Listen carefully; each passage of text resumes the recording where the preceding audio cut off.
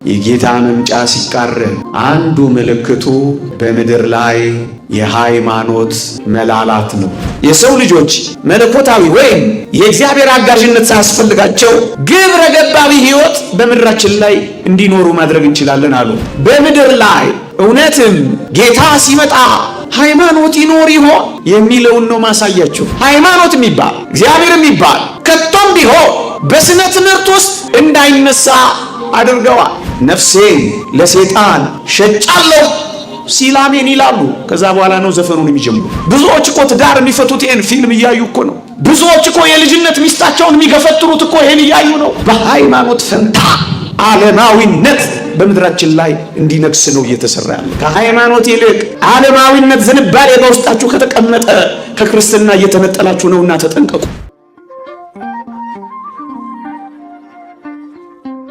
በስመ አብ ወወልድ ወመንፈስ ቅዱስ አሐዱ አምላክ አሜን። በሉቃስ ወንጌል ምዕራፍ 18 ቁጥር 8 ላይ እንዲህ የሚል ቃል ተጽፏል። የሰው ልጅ በምድር ላይ ሲመጣ እምነትን ያገኝ ይሆንን ይላል። ጌታ ወደዚች ምድር ዳግመኛ በመጣ ጊዜ በምድር ላይ ሃይማኖት ያገኝ ይሆንን ነው የሚለው። ከጌታ ዳግም ምጽአት ምልክት ከሆኑ አንኳር ጉዳዮች አንዱ የጌታ መምጫ ሲቃረብ ዕለተ ምጽአት ሲጠጋ አንዱ ምልክቱ በምድር ላይ የሃይማኖት መላላት ነው። የሃይማኖት ችላ መባል ነው። ወገኖቼ በምድር ላይ ሃይማኖትና የሃይማኖት ነገር እጅግ በጣም ችላ እየተባለ እየላላ በአንዳንድ ስፍራ እየታጣ ባያችሁ ጊዜ መምጫው እየቀረበ እንደሆነ አንድ ማሳያ ነው። እምነት ያገኝ ይሆንን ርዕሳችን ነው። ሌሎች ምልክቶች እየታዩ ነው። ይሄም ጭምር አንድ ሌላ ምልክት ነው። በለስ ጫፏ ሲለሰልስ ቅጠሏም ሲያቆጠቁጥ በጋ እንደቀረበ ታውቃላችሁ ይላል ጌታችን። በለስ የሚለውን ሊቃውንት ሲተረጉሙ እስራኤል ናት ይላሉ። እስራኤል በጠነከረች ጊዜ፣ መንግሥት በመሰረተች ጊዜ፣ ኃይል ባገኘች ጊዜ ፍጻሜ እየቀረበ እንደመጣ ወቁ ነው የሚለው። ትንቢተ ዳንኤል ምዕራፍ 12 ቁጥር 7 ላይ እንዲህ የሚል ቃል ተጽፏል። የተበተነው ኃይል መሰብሰብ በጨረሰ ጊዜ ያን ጊዜ ፍጻሜ ይሆናል ይላል። ወገኖቼ እስራኤል እየተሰበሰቡ ነው። ከተበተኑበት ወደ አንድ ቦታ ወደ ኢየሩሳሌም እየከተቱ ነው። የተበተነው ኃይል እስራኤል መሰብሰብ በጨረሰ ጊዜ ፍጻሜ እየቀረበ ነው። አንድ ምልክት በሉ። በ1948 ዓመተ ምህረት ሉዓላዊ ሀገር መስርታለች። ይኸው ሰሞኑን እንኳን ከኢትዮጵያ 2000 ቤተ አይሁድን ለመውሰድ ዝግጅት አጠናቃለች።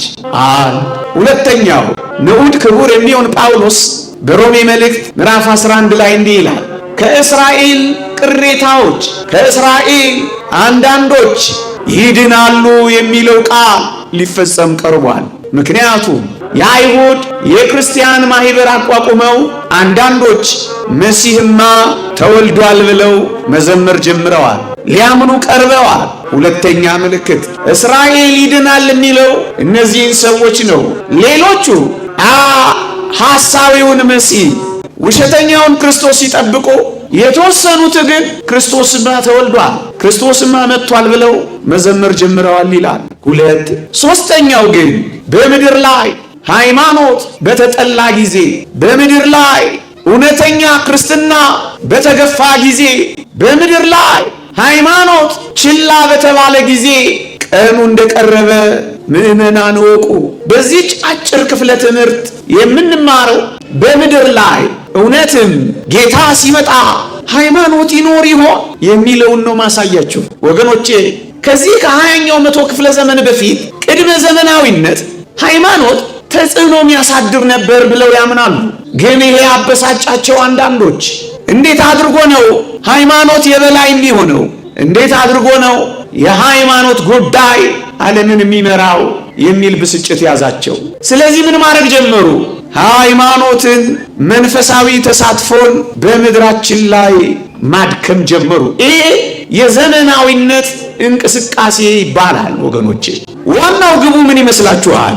ዋናው ግቡ በዓለማችን ላይ የሃይማኖት ፋይዳ እንዲዳከም ከተቻለ እንዲወገድ፣ ካልተቻለ እንዲዳከም መቀየር አለብን ብለው ተነስተው ይህን ለመቀየር ያመጡትን የለውጥ ጊዜ ዘመናዊነት ብለው ጠሩት። ሃይማኖትን የሚያደክሙበት ልብ በሉ ወይም የሚያስወግዱበት መመሪያቸው ደግሞ ዓለማዊነት የሚል ስም ሰጡት። ወገኖቼ በሃይማኖትና በሃይማኖተኝነት ላይ የሚዘመተውን ዘመቻ ባጭሩ ነው ማሳያችሁ። ልብ በሉ ሃይማኖትን እየተኩ ያሉ ዘመናዊነትና ዓለማዊነት ዋና ግባቸው ሃይማኖትን ማስወገድ፣ ካልተቻለ ደግሞ ማድከም፣ ካልተቻለ ደግሞ ተሳትፎውን መቀነስ ነው። ርዕዮተ ዓለሙ ከምን ይጀምራል መሰላችሁ? እንዲህ ይላሉ። እግዚአብሔር ሰዎች በራሳቸው አምሳል በአእምሯቸው የፈጠሩት ምናባዊ አምላክ እንጂ እግዚአብሔር የሚባልማ የለም ብለው ነው የሚነሱት። በእነሱ አባባል God is created in the image of man ይላሉ። ሰው ነው በአምሳሉ እግዚአብሔርን የፈጠረው እንጂ እግዚአብሔር አይደለም ሰውን በአምሳሉና በአርአያው የፈጠረው ባዮች ናቸው። ስለዚህ እግዚአብሔር የምትሉት የለም ነው የመጀመሪያው ርዕዮተ ዓለማቸው። ከዛ ፈቀቅ አሉና ምን አሉ መሰላችሁ? የሰው ልጆች መለኮታዊ ወይም የእግዚአብሔር አጋዥነት ሳያስፈልጋቸው ግብረ ገባዊ ሕይወት በምድራችን ላይ እንዲኖሩ ማድረግ እንችላለን አሉ። ልብ በሉ እግዚአብሔር አጋዥነት አያስፈልገንም አሉ።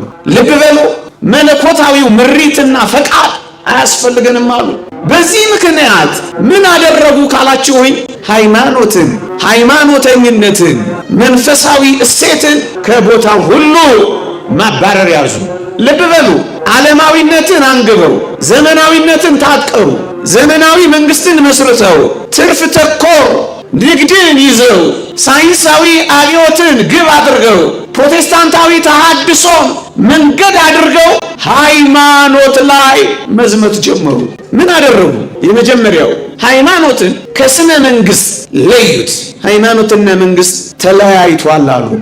ሁለተኛ ሃይማኖትን ከትምህርት ስርዓት ወይም ከስነ ትምህርት አባረሩት።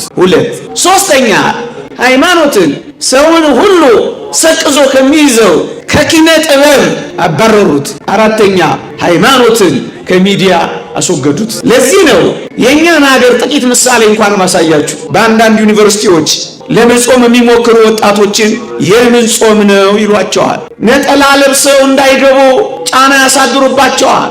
የዓለም አቀፋዊ ጉዳይ ነው። በሀገራችን ብቻ የሚሆን እንዳይመስላችሁ። ሃይማኖት የሚባል እግዚአብሔር የሚባል ከቶም ቢሆን በስነ ትምህርት ውስጥ እንዳይነሳ አድርገዋል።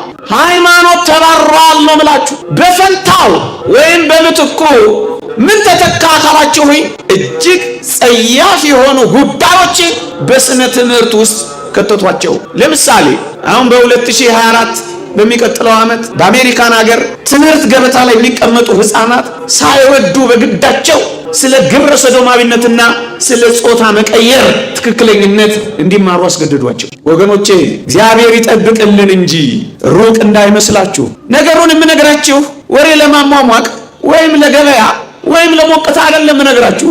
የቻላችሁ እንድታለቅሱበት፣ የቻላችሁ ደረት እንድትደቁበት፣ የቻላችሁ እንድትዘጋጁበት፣ የቻላችሁ እንድትነቃቁበት ለማድረግ ብቻ ነው።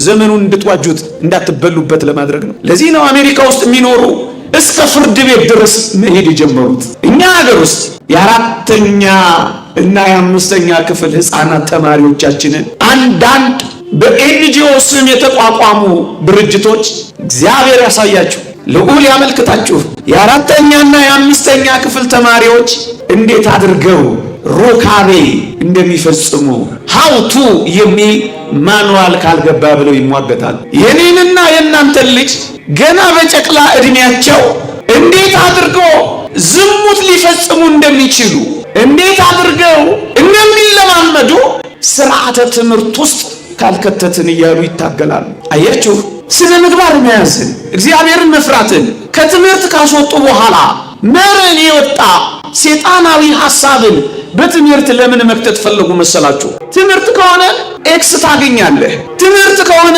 ነጥብ ትጥላለህ። ትምህርት ከሆነ ስራ ታጣለህ።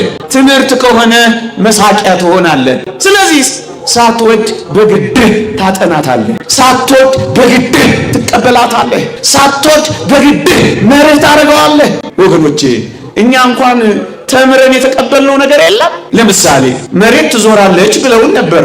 እኔ 40 ምናምን ዓመት ሆኖኛል ምድር ላይ አንድም ቀን ስትሽከረከር አላየኋትም። ግን አመኘ ተቀብያቸዋለሁ። እኛ ሰፈር አትሽከረከርም፣ ሩፋይ ትሽከረከራለች። ግን እንደ መሬት ተቀብለናቸዋል። ምን ማለት መሰለ?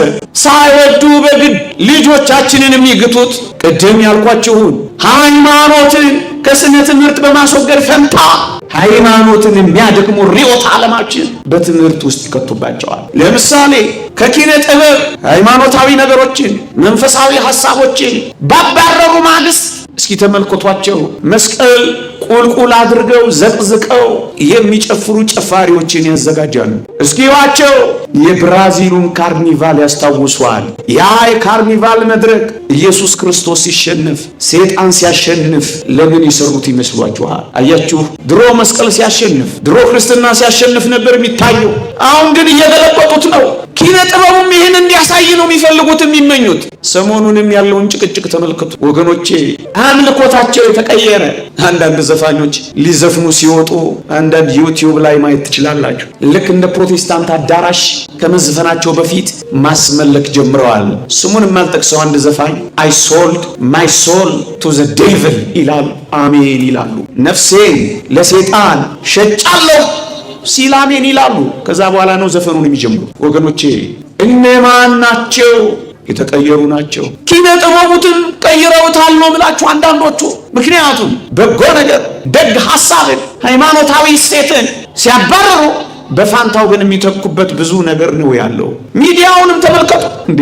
ሃይማኖት በሰፊው ሚዲያ እንዳይነገር ገድበው፣ በዓለማችን ላይ ግን ሚዲያው ሃይማኖት ማስለወጫ፣ የምዕራባውያንን ባህል ማስፋፊያ፣ ኃጢአት ማለማመጃ፣ ደግ ባህል መሸርሸሪያ አድርገው ያቀርቡታል። ለዚህ እኮ ነው ወገኖቼ እጆቻችን ላይ ባለው ስልክ በምንሰማቸው ዘፈኖች ቀስ በቀስ መረን ወደ ወጣ የዝሙት ሕይወት ሰው እንደሚገባ ስለሚያውቀው ያንን ያስፋፉበታል። ምሳሌ ልስጣችሁ። በ2005 ዓ.ም በተደረገ ጥናት እጅግ ብዙ ጊዜ ዘፈን ከሚሰሙ ሰዎች 78% የሩካቤ ፊልም ተከታታዮች ይሆናሉ ይላል።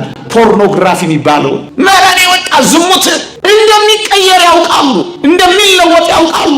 ወገኖቼ ብዙዎች እኮ ትዳር የሚፈቱት ይሄን ፊልም እያዩ እኮ ነው። ብዙዎች እኮ የልጅነት ሚስታቸውን የሚገፈትሩት እኮ ይሄን እያዩ ነው። ብዙዎች እኮ መኖር የማይችሉት በየቦታው የሚንጎዳጎዱት ይሄንን እጃቸው ላይ ያቀርበውላቸው እኮ ነው። ወገኖቼ በአንድ ቻናል ብቻ በቀን እስከ 50 ወንጀሎች ይለቀቃሉ። 50 ወንጀሎች፣ ከደርዘን በላይ ግድያዎች ያለማምዳሉ፣ ያሳያሉ። 17 ዓመት እስኪሆነው ድረስ አንድ ሕፃን ልጅ ይሄንን ቢያይ ከ800,000 እስከ 1.5 ሚሊዮን ወንጀሎችን ያውቃል። ይሄ ልጅ ኮፒ ኤቭሪ ፋይል ኢንቱ ሲያለ ያእምሮ ይመዘግባል። ምን እንደሚሆን ያውቃሉ። ምን እያልኳችሁ ነው? ሃይማኖትን ሲያወጡ ሃይማኖትን የሚተኩበት መንገድ ደግሞ ለሰይጣን የሚያመቻቹ ጉዳዮችን ያስቀምጣሉ። ወገኖቼ ምንድነው የሚፈልጉት ካላችሁኝ፣ ወገኖቼ በሃይማኖት ፈንታ ዓለማዊነት በምድራችን ላይ እንዲነግስ ነው እየተሰራ ያለው። ምንድነው ዓለማዊነት? ባጭሩ ልግለጽላችሁ። እየሰማችሁኝ ነው? ይኸውላችሁ የግለሰብ ዓለማዊነት፣ ማህበራዊ ዓለማዊነት፣ የሃይማኖት ዓለማዊነት ብለው ይከፋፍሉታል። እኔ ጥቂቱን ብቻ ልንገራችሁ።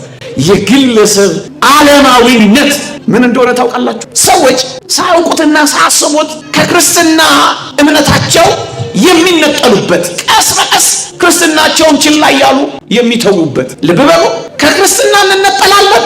የእምነትና የመንፈሳዊ ተሳትፎ አቅማችን የደከመ ይሆናል። ምን ማለት መሰላችሁ? ከሃይማኖት ይልቅ ዓለማዊነትን እናጠነቅናለን። ወገኖቼ ከእምነት ይልቅ ምክንያተኝነት ስራችን ይሆናል። ከመጽሐፍ ቅዱስ መርህ ይልቅ ሳይንሳዊ ምርምርና ግኝቶች የግባችን መንገድ ይሆናሉ። ወገኖቼ ከማህበራዊ የጋርዮሽ ስርዓት አኗኗር ይልቅ ግልኝነት ይበዛል። ወገኖቼ ለሚመጣው ሕይወት መከራን ከመቀበል ይልቅ ለምድራዊ ደስታና ለጊዜያዊ እርካታ ተንበርካኪ ይሆናል። ይሄ ምንድን ነው? አንድን ሰው ከክርስትና ለመነጠል የሚደረጉ መንገዶች ናቸው። ወገኖቼ ታምናላችሁ ወይስ ልባችሁንም ሐሳባችሁንም ለሳይንስ ለምርምር ለግኝት ሰጥታችኋል? አያችሁ፣ ያኛውን ዓለም የምዕራቡን ዓለም በምን እንደበሉት ታውቃላችሁ? ኦገስት ኮምት የሚባል ሰው እንዲህ ይላል፣ በዘመናዊነት መስፋፋት የተነሳ የሰው ልጆች ማህበራዊ ሳይንስን እያገነኑ ሃይማኖታዊ አስተሳሰቦችን እያቆሰሱ ይሄዳሉ ይላል። ሳይንስን እንዲያገኑ የሚፈልጉት ሃይማኖታቸውን እንዲያቆሰሱ ስለሚፈልጉ ነው ወገኖቼ። ለዚህ ነው ምስራቅ አውሮፓ 49% እግዚአብሔር የለሽ የሆነው። ለዚህ ነው አንዳንድ የሩቅ ምስራቅ አገሮች 85% እግዚአብሔር ፈጣሪ የለም ባዮች የሆኑት። ወገኖቼ በዚህ ዓለም ላይ መደነቅ ባበዛችሁ ጊዜ፣ ወገኖቼ በዚህ ዓለም ላይ ምስጥ ባላችሁ ጊዜ አትጠራጠሩ። ሃይማኖታችሁን እያቆሰሳችሁ ሳይንስን እያኮፈሳችሁ በሄዳችሁ ቁጥር እንደምትለወጡ ያውቃሉ። መርሃችሁ እምነት ነው፣ ምክንያታዊነት ነው። የካቶሊክንና የፕሮቴስታንት ቸርቾችን ተመልከቷቸው። በትምህርት ጥቅስ ውስጥ ያዙልኝ። በዚህ በህዳሴ ዘመን ሬኔሳንስ በሚሉት ዘመን ጥያቄ ጠየቋቸው። የታለ እናንተ ሥጋው ደሙ የምትሉት የታል ብለው ጠየቋቸው። አያችሁ፣ በእምነት የሚቀበሉትን እስኪ በምክንያት አስረዱን አሏቸው። ሃይማኖታቸውን መግለጥ ቢያቅታቸው፣ ምክንያታዊ ለመሆን ቢያቅታቸው ሥጋውና ደሙን ምሳሌ ነው ብለው አረፉት። ምን ማለት መሰላችሁ? በእምነት በጸሎት ኃይል እንደሚለወጥ ከማመን ይልቅ ምክንያት ሲፈልጉ ሲያጡ ምሳሌ ነው ብለው አረፉት። ምን ማለት መሰላችሁ? ያ ዓለማዊነቱ ተጫናቸውና በላቸው። ከእውነተኛው የመጽሐፍ ቅዱስ ትምህርት አወጣቸው። ሳይንሳዊና ምክንያታዊ ያደረጋቸው። አንዱ እምነት ያገኝ ይሆንን የሚለው ዘመናዊነትንና የሳይንስ አመለካከትን እያኮፈሱ ሃይማኖትን እያኮሰሱ ሲሄዱ ወገኖቼ ሰው መሆን እንኳን አልፈለጉም። አያችሁ፣ ለዚህ ነው ባለፈው ሰሞን በዚህ በዩቲዩብ የተለቀቀው ከዛሬ ጀምሮ ሰው መሆን ሰልችቶኛል ውሻ ልሆን ብሎ በሰርጀሪ ውሻ ስለሆነ ሰው ያያል። ለዚህ ነው አንድ የእንግሊዝ ልዑል በአንድ ጊዜ የተናገረው ዳግመኛ የመፈጠር እድል ቢገጥመኝ አለ ሰው ሆኜ ከምፈጠር ይልቅ ውሻ ሆኜ ብፈጠር ነው የሚሻለኛል። ወገኖቼ ዓለም በፍጥነት እየተቀየረች እኮ ነው። ከሃይማኖት ይልቅ ዓለማዊነት ዝንባሌ በውስጣችሁ ከተቀመጠ ከክርስትና እየተነጠላችሁ ነውና ተጠንቀቁ። የዚህ ዓለማዊነት ዋና ማቀንቀኛው ምን መሰላችሁ? ሃይማኖትን የሚያኮሰምኑበት አንድ መንገድ ምን መሰላችሁ? ሰው የዚህ ዓለም ጉዳይ የሚያስጨንቀው ብቻ እንዲሆን ነው የሚፈልጉት። እደግመዋለሁ፣ የዚህ ዓለም ጉዳይ የሚያስጨንቀው ብቻ ነው መሆን የሚፈልጉት።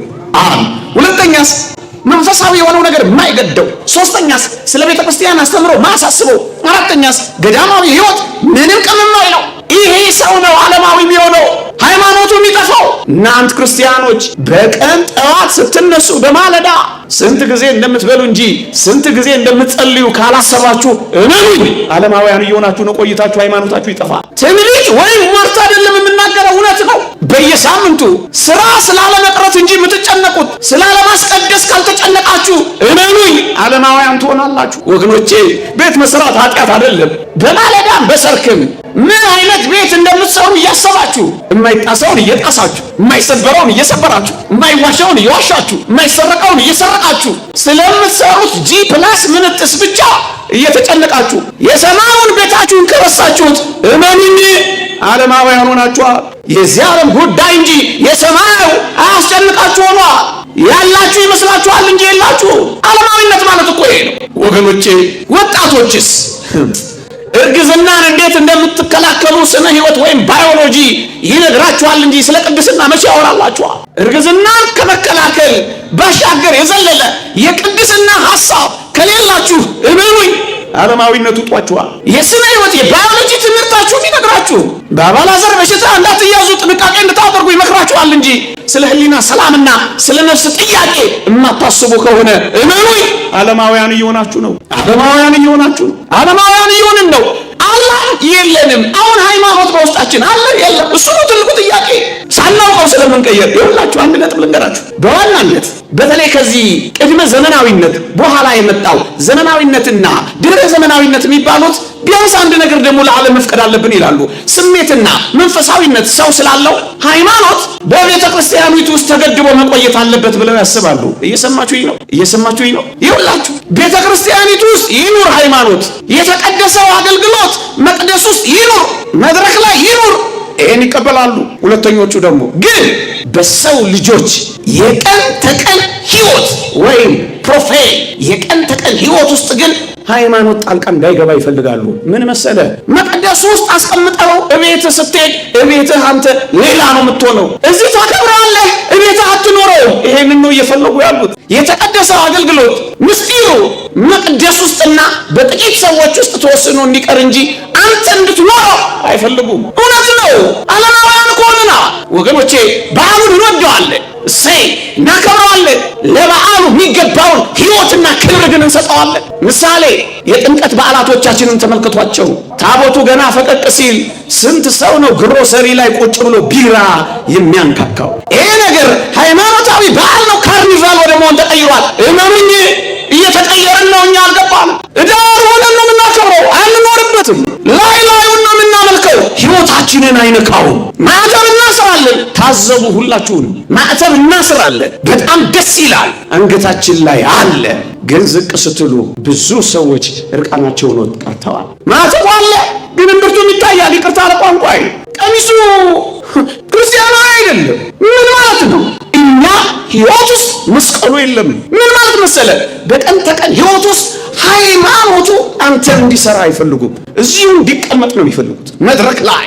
አሁን የሚያሳዝነው ይሄ ነው። ጩኸቱም መዝሙሩም መድረክ ላይ ብቻ የሚቀር፣ እቤት ማንወስደው፣ በአደባባይ ምንጮው፣ በጓዳ ማንኖረው፣ በልብ ማናስቀምጠው፣ ከአፍ ምንተፋው የማንኖረው ነው። ይሄ የዕለት ተዕለት ቀን ሕይወታችን ውስጥ ክርስትናው እንዲጠፋ ነው ይሰው። ይሄ እኮ ሃይማኖት የመጥፋቱ አንድ ምልክት ነው።